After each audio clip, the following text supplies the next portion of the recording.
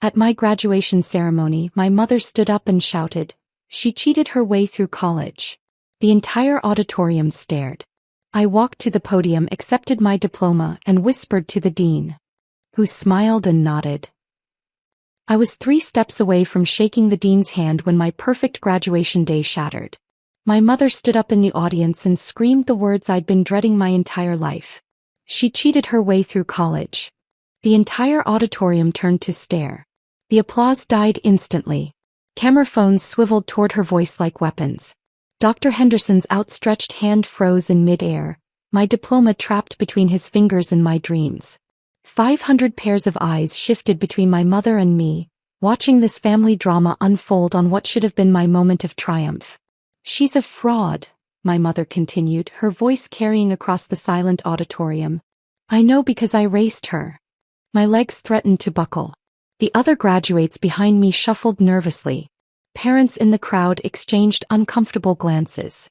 A baby started crying somewhere in the back and security guards began moving toward my mother's row. But I couldn't move. I stood there in my cap and gown, frozen between humiliation and rage. Then I saw my roommate Jessica's horrified face in the 3rd row. Her parents beside her looked mortified. Mrs. Peterson, my statistics professor, shook her head sadly from the faculty section. Everyone I cared about was witnessing this destruction. My mother wasn't finished. Ask her about the night she came crying to me for money. Ask her how she paid for her textbooks. She was standing now, pointing directly at me, her face twisted with years of resentment. She never earned anything in her life. The lies rolled off her tongue so easily. She had always been gifted at rewriting history. In her version, I was the ungrateful daughter who abandoned her family. She never mentioned cutting me off when I turned 18. She conveniently forgot the cruel words she'd spat at me when I chose my own major instead of the accounting degree she wanted. A professor I didn't recognize stood up and tried to calm the situation. "Ma'am, this is neither the time nor the place." "Don't tell me about time and place," my mother shot back. "I've been silent for 4 years while she pretended to be something she's not." Dr. Henderson cleared his throat into his microphone. The feedback screeched across the auditorium, making everyone wince. "Perhaps we should continue with the ceremony," he suggested diplomatically, but his eyes found mine with genuine concern. That's when something shifted inside me. The shame I'd carried for so long began transforming into something else entirely. My mother had chosen this public stage for a reason. She wanted maximum damage, maximum humiliation. She wanted to steal this moment from me just as she'd stolen so many others. But I wasn't 18 anymore. I wasn't the scared girl who had packed her belongings in garbage bags and slept on friends' couches. I had survived 4 years without her money, without her approval, without her toxic presence poisoning every achievement. I straightened my shoulders and took those 3 remaining steps toward Dr. Henderson. The crowd held its breath. My mother's voice rose again behind me, but I blocked out her words. I had learned to do that years ago. "Congratulations, Sarah," Dr. Henderson whispered as he handed me my diploma. His eyes held a question I couldn't answer yet. I leaned close to his ear, my voice steady despite the chaos behind me. "Dean Henderson, I need to speak with you privately after this ceremony. It's about my family situation, but it's also about something much bigger." He nodded slowly, understanding flickering in his expression. "My office. 30 minutes." As I turned to walk across the stage, my mother's accusations continued echoing through the microphone someone had apparently given her. Security was definitely moving now, but she had found her audience and she was playing to it. "She thinks she's so smart. But I know the truth about her grades. I know about the favor she asked for." The other graduates parted as I walked toward the exit stairs. Some looked sympathetic, others curious, a few judgmental. My face burned with embarrassment, but I kept walking. Each step felt deliberate now, purposeful. As I reached the bottom of the stairs, I heard the security guards finally reaching my mother. Her voice grew more shrill as they escorted her out, but I didn't turn around. I couldn't give her that satisfaction. In the corridor outside the auditorium, families were gathering for photos. Children ran between the graduates in their caps and gowns. Normal families celebrating normal achievements in normal ways. Everything I had wanted and would never have. My phone buzzed with text. "Jessica, are you okay?" That was insane. My study group from chemistry, Ignore her, Sarah. We know who you really are. Even Professor Martinez, who rarely spoke to students outside class, don't let anyone dim your light today. But underneath their kindness, I could feel the questions forming. The doubt my mother had planted would grow roots. People would wonder if there was truth in her accusations. My reputation, built carefully over 4 years of genuine hard work, was now tainted. I found an empty classroom and sat down, still clutching my diploma. The plastic cover was warm from my sweating palms. Through the window I could see families taking pictures on the quad, graduates throwing their caps in the air. The celebration continued without me. My mother's words replayed in my mind, but now I heard them differently. Each lie revealed her desperation. Each false accusation showed her weakness. She had lost control over me years ago, and this was her final attempt to destroy what I had built. But she had made one crucial mistake. She had chosen to destroy me publicly, in front of witnesses, in front of people who mattered. Dr. Henderson had seen her true nature. The professors had witnessed her cruelty. This wasn't just about me anymore. I stood up, smoothed my gown, and walked toward the dean's office. My graduation day was ruined, but something else was beginning. Something my mother wasn't prepared for. Dr. Henderson's office felt like a sanctuary after the chaos outside. He closed the door behind us and gestured for me to sit in the leather chair across from his mahogany desk. The walls were lined with diplomas and awards, a lifetime of academic achievements displayed with quiet pride. "Sarah, what happened out there was completely inappropriate," he began, his voice gentle but firm. "Your mother's behavior was unacceptable, and I want you to know that this institution stands behind you." I nodded, still gripping my diploma. "Dean Henderson, there's something you need to know. This didn't happen randomly. My mother has been planning to destroy me for months, maybe years." His eyebrows raised slightly. "What do you mean?" I took a deep breath, knowing this conversation would change everything. It started in February when my scholarship check bounced. The financial aid office said there was a problem with my account, but they couldn't explain what had happened. The memory of that day flooded back. I had been standing in line at the bursar's office, confidently waiting to collect my spring semester refund. The clerk had looked confused when she pulled up my account. "I'm sorry, Miss Anderson, but it appears your education fund has been completely depleted. There's actually a negative balance." I had stared at her computer screen in disbelief. The fund my grandfather had established for my education contained over $60,000 when I started college. I had been careful, budgeting every semester, never taking more than necessary. "That can't be right," I had told her. "Can you show me the transaction history?" What I saw made my stomach drop. Withdrawal after withdrawal dating back to my sophomore year. Large amounts transferred to accounts I didn't recognize. My carefully managed education fund had been systematically drained while I worked 2 part-time jobs to cover my living expenses. I knew something was seriously wrong, I continued to Dr. Henderson. So I used my savings from my campus bookstore job to hire a private investigator. His expression grew more serious. "That's quite a step for a college student to take." Frank Morrison specialized in financial fraud cases. He was expensive, but he was thorough. I remembered our first meeting in his cramped office above the pharmacy downtown. Frank was a retired police detective with kind eyes and calloused hands who treated my case with the same gravity he'd given major crimes. Within 2 weeks, Frank had uncovered a paper trail that made my blood boil. My mother hadn't just withdrawn money randomly. She had orchestrated a systematic theft, forging documents and impersonating me in phone calls to financial institutions. She had been intercepting my bank statements for over a year, I explained to Dr. Henderson. The bank had been mailing them to her address because she told them I was still living at home.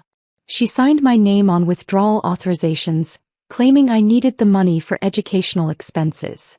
The most damaging discovery came when Frank traced the money to an offshore account in the Cayman Islands. My mother had been funneling my education fund into her personal investment portfolio, using my college expenses as a cover story for her own financial schemes. But the worst part was the forged signatures, I continued. Frank hired a handwriting expert who confirmed that my mother had been practicing my signature. We found notebooks in her handwriting where she had written my name hundreds of times, perfecting the forgery. Dr. Henderson leaned back in his chair, clearly processing the magnitude of what I was telling him. "Sarah, this is criminal behavior. Have you contacted the authorities? Not yet. I wanted to document everything first. I pulled out my phone and scrolled through the evidence I had been collecting. I have recordings of phone calls where she mocked me for struggling financially. She would call me lazy and irresponsible while she was literally stealing my money. One particular conversation haunted me. My mother had called me in March, right after I had picked up extra shifts at the campus library to pay for textbooks. "Still working yourself to death, I see," she had said, her voice dripping with false sympathy. "Maybe if you had chosen a practical major instead of that useless psychology degree, you wouldn't be so broke." I had bitten my tongue, not knowing that she was spending my education money on luxury handbags and spa treatments. Frank had shown me credit card statements proving she had charged over $3,000 to high-end retailers in the same month. She told me I was financially irresponsible. I started recording every conversation after that. I told Dr. Henderson. She couldn't help herself. She kept calling to remind me how much I needed her, how I would never succeed without her support. The irony was unbearable. The worst call had happened just 2 weeks before graduation. My mother had sounded particularly pleased with herself. "You know, Sarah, I've been thinking about your future. Without family support, you're going to struggle in the real world. Maybe it's time you admitted that you need your mother's guidance." I had stayed silent, letting her talk while my phone recorded every word. "I've always known you'd come crawling back eventually. You're not as independent as you pretend to be. Deep down, you're still that scared little girl who needs mommy to fix everything." Her laughter had echoed through the phone, cold and calculating. She had no idea that Frank was sitting across from me, documenting her psychological manipulation as evidence of financial abuse. I spent weeks preparing for today, I admitted to Dr. Henderson. I knew she would try something dramatic. She's always been theatrical when she wants to hurt me. But I never expected her to destroy my graduation ceremony. Dr. Henderson was quiet for a long moment, clearly overwhelmed by the scope of my mother's deception. "Sarah, what you're describing is not just theft. This is a pattern of financial and emotional abuse that spans years." I nodded, feeling the weight of finally sharing this burden with someone who understood. "The private investigator has everything documented. Bank records, forged signatures, recorded conversations, even receipts showing how she spent my education money on personal luxuries. What do you plan to do with this information?" I looked directly at him, my voice steady and determined. "I'm going to make sure she faces consequences for what she's done. Not just to me but to anyone else she might hurt in the future." The afternoon sun streamed through his office window, casting long shadows across his desk. Outside, I could hear families still celebrating, graduates laughing with their loved ones. Normal people living normal lives, unaware of the battle that had been quietly raging in mine. "Dean Henderson, I need your help with something important." "I need you to be a witness," I said, watching Dr. Henderson's expression carefully. "When I file the lawsuit against my mother, I'm going to need people who witnessed her behavior today. People with credibility." He leaned forward, his hands clasped together. "Sarah, are you certain this is the path you want to take?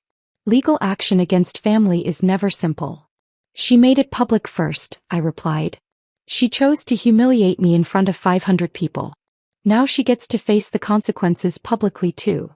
The next morning, I sat in attorney Margaret Chen's office downtown, watching her review Frank Morrison's investigative report. Margaret came highly recommended by the university's legal aid office, a woman in her 50s with silver hair and sharp eyes who specialized in financial crimes. "This is one of the most thorough fraud cases I've seen from a private investigator," Margaret said, flipping through the documents. "Your mother didn't just steal money, Sarah. She committed identity theft, wire fraud, and forgery. These are federal crimes." My hands trembled slightly as I signed the paperwork to initiate the civil lawsuit. Margaret had explained that criminal charges would come later, but the civil case would force my mother to return the stolen funds immediately. "The process server will deliver the papers this afternoon," Margaret explained. "Are you prepared for her reaction?" I nodded, though my stomach churned with anxiety. I've been preparing for this moment for months. At exactly 3:47 p.m. my phone rang. My mother's number appeared on the screen and I answered on the second ring, putting it on speaker so Margaret could hear.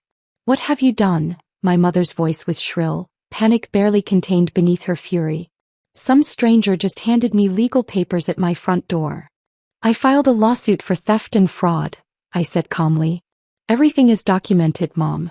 The forged signatures, the offshore accounts, every penny you stole. Stole? I never stole anything. That money was for your education and you wasted it on your stupid degree. Margaret raised her eyebrows, gesturing for me to keep her talking. My mother's admissions were building our case with every word. You moved $63,000 to a Cayman Islands account in your name, I continued. While I worked 2 jobs and survived on ramen noodles, you were buying designer purses and taking spa vacations. You can't prove any of that. And after everything I sacrificed for you, this is how you repay me. Actually, I can prove it. I have bank records, forged documents, and recorded phone calls. Everything you've done is documented. The line went quiet for several seconds. When my mother spoke again, her voice had changed, becoming artificially sweet and manipulative. Honey, you're being ridiculous. We're family. We can work this out without lawyers and courts. Why don't you come over for dinner tonight and we'll talk about this like adults? Margaret shook her head firmly, mouthing, absolutely not. The time for talking ended when you destroyed my graduation ceremony, I replied. You'll hear from my attorney. I hung up and immediately turned off my phone. Margaret looked impressed. That went better than expected. She essentially admitted to moving the money and tried to manipulate you into dropping the case. Textbook financial abuse behavior. Within hours, news of the lawsuit began spreading through our small town. Millbrook had only 12,000 residents, and legal drama involving prominent families traveled fast. My mother served on the hospital board and volunteered with several charities. Her public image was carefully cultivated over decades.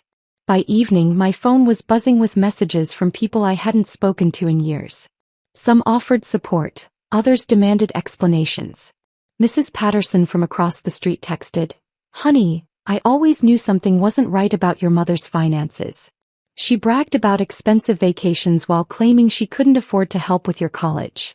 The most surprising message came from Jennifer Walsh, my mother's former friend from the country club. "Sarah, I need to tell you something about your mother's gambling problem. Can we meet for coffee?" The next morning, Jennifer and I sat in a corner booth at Millbrook Diner, away from curious ears.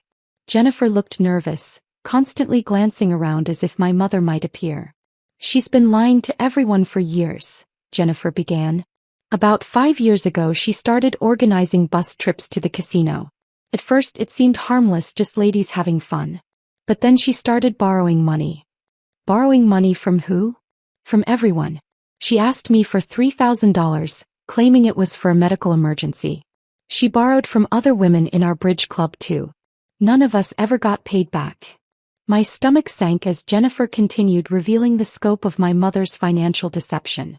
She had been running what amounted to a pyramid scheme among her social circle, borrowing money from one friend to pay back another while feeding her gambling addiction.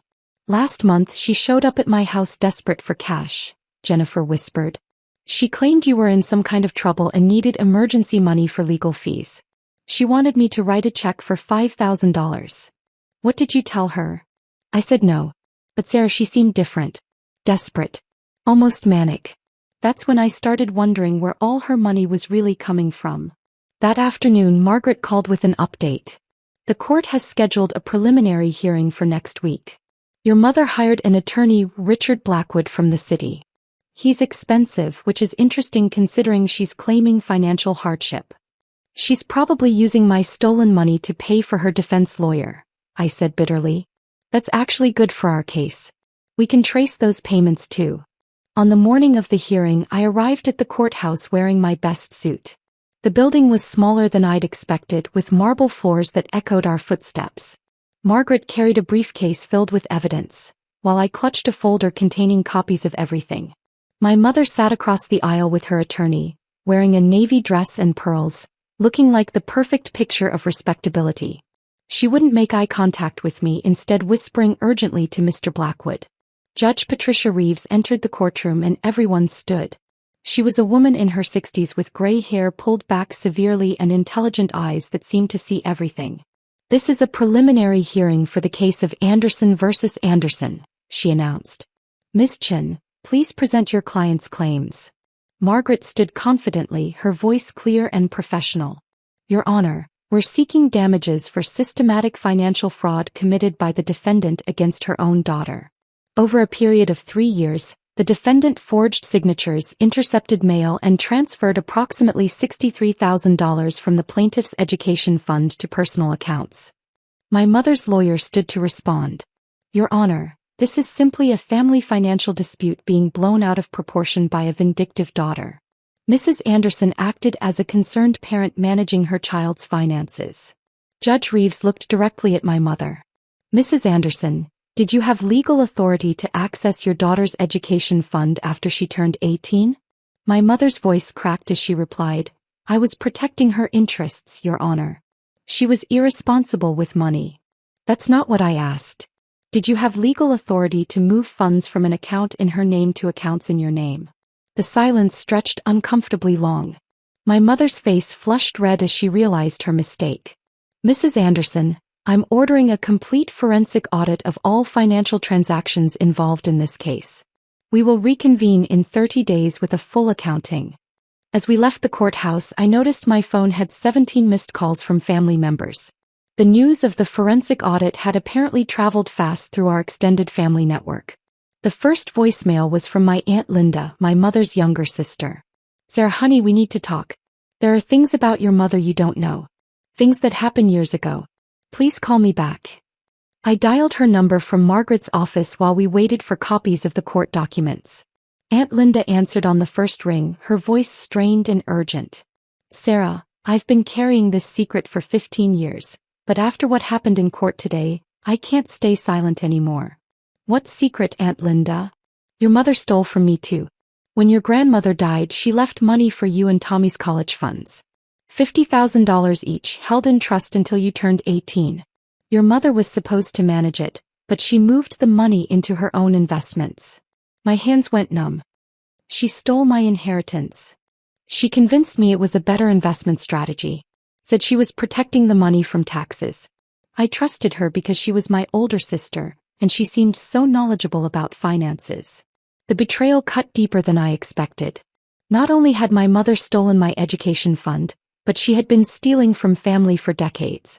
Every story about being a devoted mother, every guilt trip about sacrificing for her children, had been built on lies. Aunt Linda, why didn't you ever tell me? She threatened to cut me off from the family if I said anything. And honestly, Sarah, I was ashamed. I should have protected that money for you and Tommy, but I let her manipulate me. That evening, I drove to Tommy's apartment across town. My 22-year-old brother worked at a mechanic shop and lived in a small place above the garage. He had always been my mother's favorite, the one who could do no wrong in her eyes. Tommy opened the door wearing greasy coveralls, his hands still stained from working on an engine. Sarah, what are you doing here? Mom said you were trying to destroy the family. Can I come in? We need to talk. His apartment was sparse but clean, with a folding table that served as both desk and dining room. I spread out copies of the financial documents Margaret had given me, watching Tommy's expression change as he processed what he was seeing. This can't be right, he said, studying a bank statement showing transfers from our education funds. Mom told me your college money ran out because you were spending it on parties and clothes. Tommy, look at the dates. She was moving this money while I was working 2 jobs and living on mac and cheese. His face crumpled as the reality sank in. She used to call me, complaining about how irresponsible you were with money. She said you kept asking her for help and she had to keep bailing you out. I never asked her for a penny after she cut me off. Every conversation we had, she was stealing from me while lecturing me about responsibility.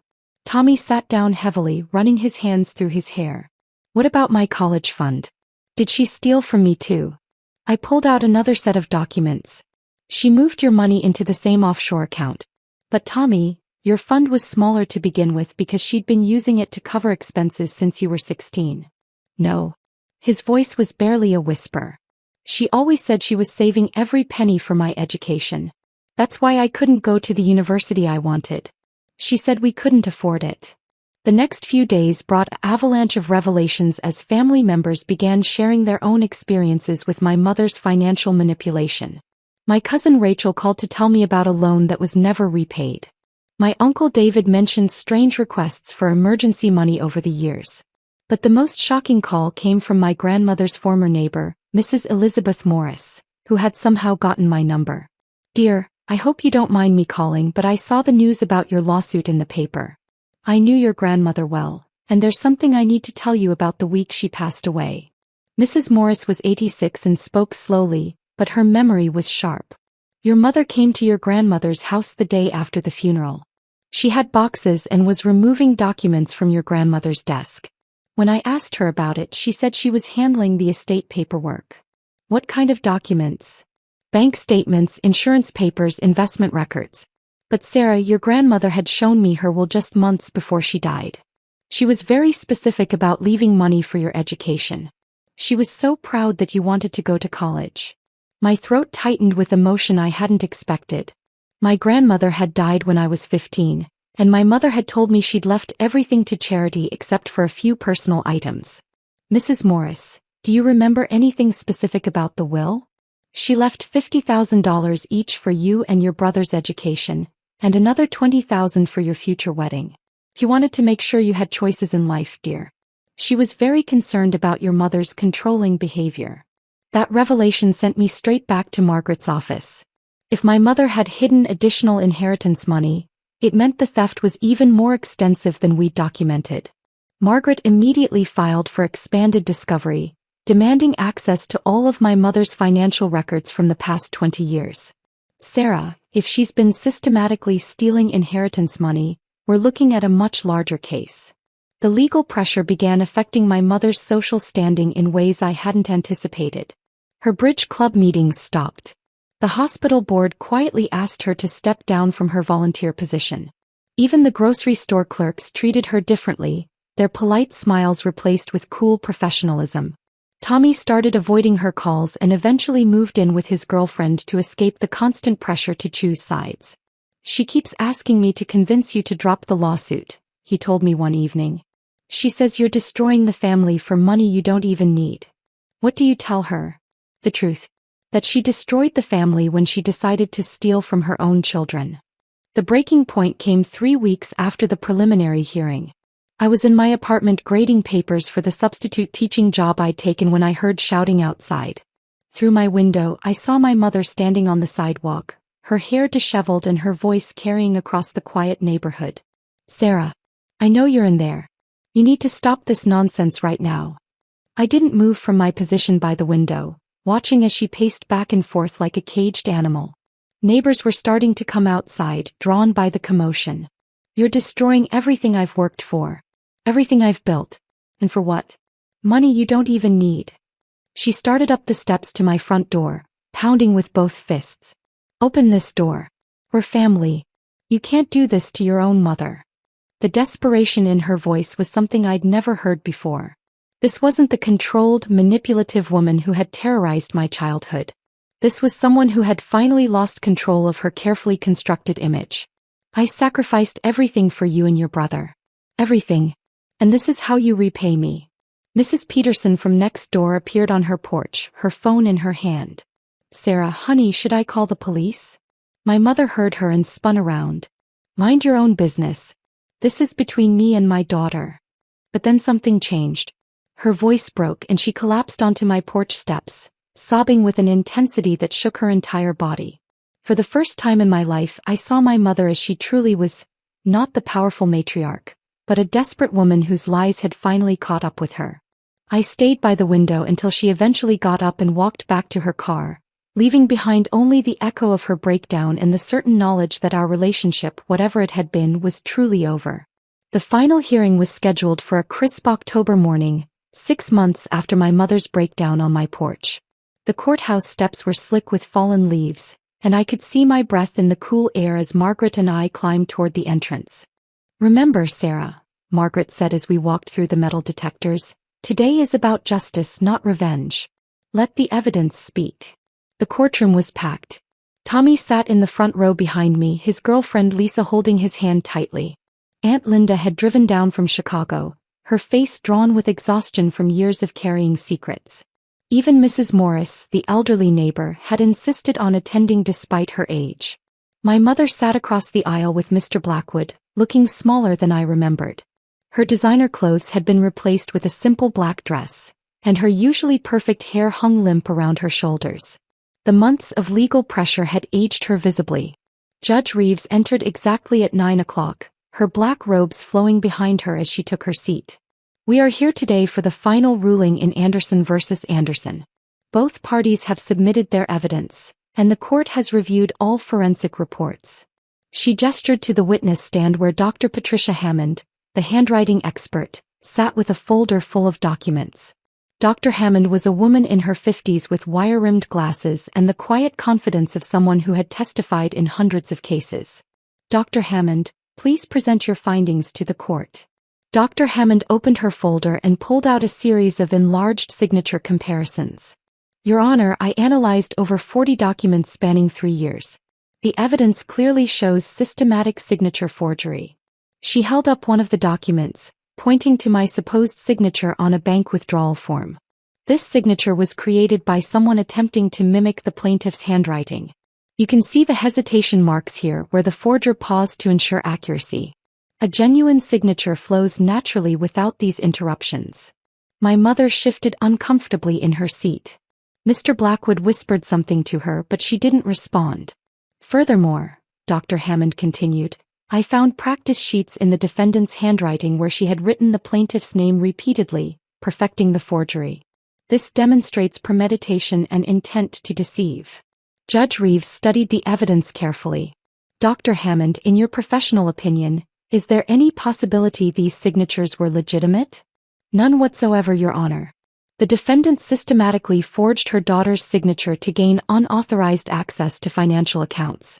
This was not a case of similar handwriting or family resemblance. This was deliberate fraud. The silence in the courtroom was complete. I could hear the clock ticking on the wall behind the judge's bench. My mother's breathing had become shallow and rapid. Judge Reeves turned to address the courtroom directly.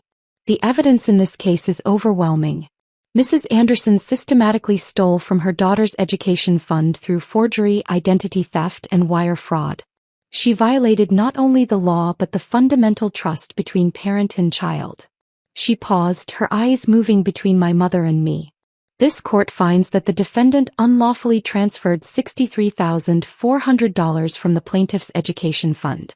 Additionally, the evidence shows she concealed inheritance funds totaling $70,000 that were specifically designated for the plaintiff's education and future. My mother made a sound somewhere between a gasp and a sob. Tommy reached over and squeezed my shoulder. Mrs. Anderson, Judge Reeves continued, her voice stern, your actions represent a betrayal of the most basic parental responsibilities. You stole from your own child while she worked multiple jobs to pay for basic necessities. She lifted her gavel. Therefore, this court orders you to repay the full amount of $133,400, plus punitive damages of an equal amount, plus interest and legal fees.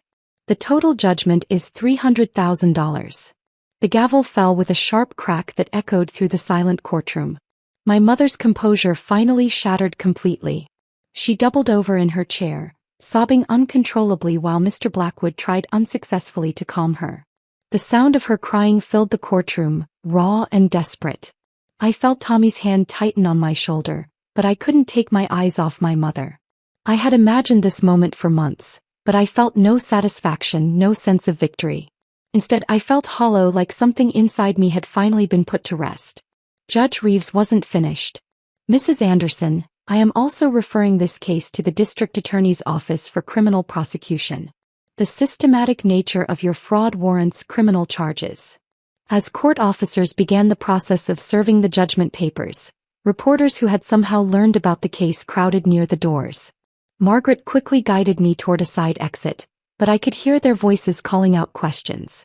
Sarah, how do you feel about the verdict? Will you be pursuing criminal charges? What's your relationship with your mother now? I kept walking, saying nothing. This wasn't about publicity or revenge.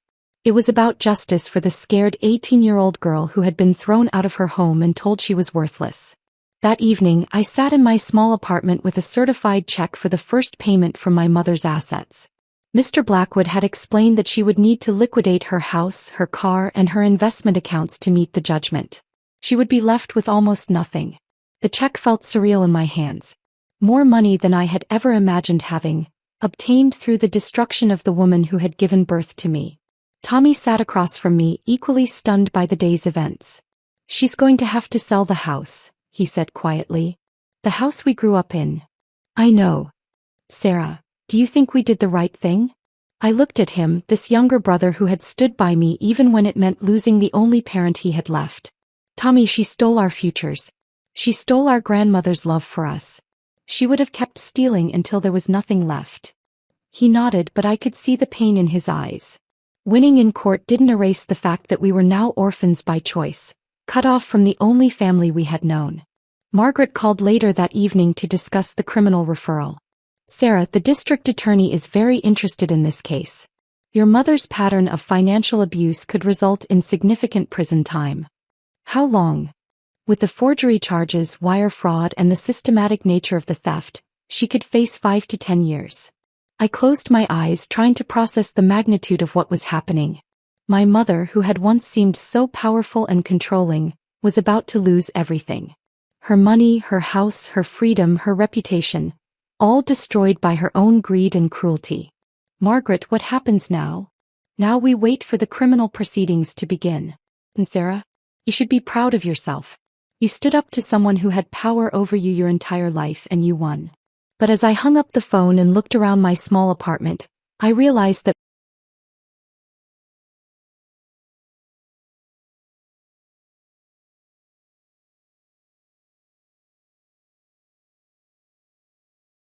the idea came to me 3 weeks after the verdict, while I was sorting through my grandmother's jewelry box that Aunt Linda had finally given me. Hidden beneath the velvet lining, I found a yellowed envelope with my name written in my grandmother's careful script. Inside was a letter dated just months before her death. "My dearest Sarah, if you're reading this, it means your mother never gave you the inheritance I left for your education. I pray that someday you'll find a way to use your gifts to help other young women who need a chance. You have more strength than you know. All my love, Grandma Rose." My hands trembled as I folded the letter. Even from beyond the grave, my grandmother was guiding me toward something bigger than my own pain. That same afternoon, I called Margaret to discuss establishing a foundation. "I want to create a scholarship fund for women who've been cut off from family support," I told her. "Young women who are trying to build futures without anyone believing in them." Margaret smiled, the first genuine smile I'd seen from her in months of legal battles. "Sarah, that's beautiful. What do you want to call it?" "The Rose Anderson Memorial Scholarship. After my grandmother." Within 6 months, the foundation was official. I had invested most of the settlement money into an endowment that would provide scholarships indefinitely. The first recipient would receive $15,000 toward her education, with smaller amounts going to 4 additional students each year. My mother's attempts to contact me intensified as news of the scholarship spread through local newspapers.